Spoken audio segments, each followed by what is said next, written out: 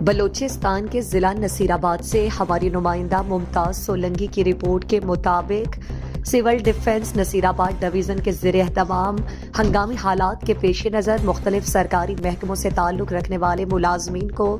Training دینے کا عمل مکمل کر دیا گیا۔ بڑی تعداد میں والنٹیئرز کو حادثاتی صورتحال سے محفوظ رکھنے کے لیے ٹریننگ کروائی گئی اور نقصانات سے بچاؤ کے لیے احتیاطی تدابیر اختیار کرنے کے حوالے سے بھی آگاہی فراہم کی گئی۔ کمشنر نصیر آباد ڈویژن معین الرحمان خان اور ڈائریکٹر سول ڈیفنس علی محمد ظاہری نے اختتامی تقریب کے موقع پر تمام شرکاء میں تعارفی اسناد تقسیم کی۔ اس موقع پر سول ڈیفنس کے ڈائریکٹر علی محمد ظاہری اور ڈپٹی ڈائریکٹر نصیر آباد عنایت اللہ بلوچ نے بھی شرکاء سے خطاب کرتے ہوئے کہا کہ سول ڈیفنس کا ادارہ مفاد عامہ میں بہتر معنوں میں اقدامات کر رہا ہے۔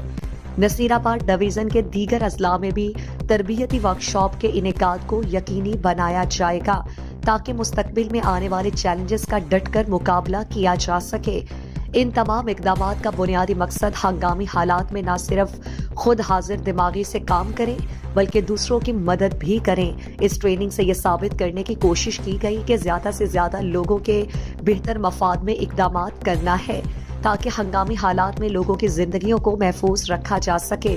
تمام شرکاء پر لازم ہے کہ وہ اخذ کیے گئے تمام علوم سے دیگر لوگوں کو بھی مستفید کروائیں تاکہ وہ بھی بہتر معنوں میں اپنی اور دیگر لوگوں کی جانیں بچا سکیں۔ ہماری بھرپور کوشش رہے گی کہ مستقبل میں بھی اسی قسم کے تربیتی ورکشاپ کے انعقاد کو یقینی بنایا جائے اور زیادہ سے زیادہ سرکاری محکموں کے ملازمین اور والنٹیئرز پر مشتمل ٹیمیں تشکیل دی جائیں تاکہ ہنگامی حالات میں لوگوں کی خدمت کی جا سکے۔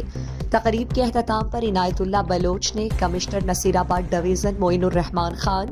اور ڈائریکٹر سول ڈیفنس علی محمد ظاہری کو اپنے محکمے کی جانب سے شہری دفاع کی نشان کی شیلڈ پیش کی گئی۔